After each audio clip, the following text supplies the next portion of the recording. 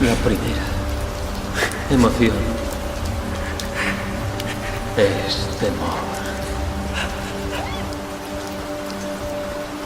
Antes de saber qué somos, tememos dejar de serlo.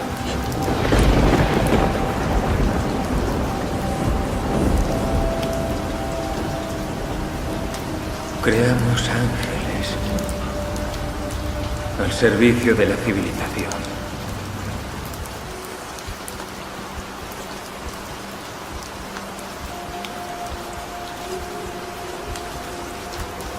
Esa tierra estéril, vacía y salobre.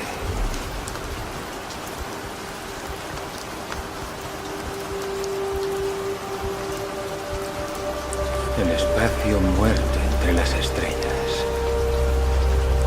Y esta es la morada que debemos cambiar por el cielo.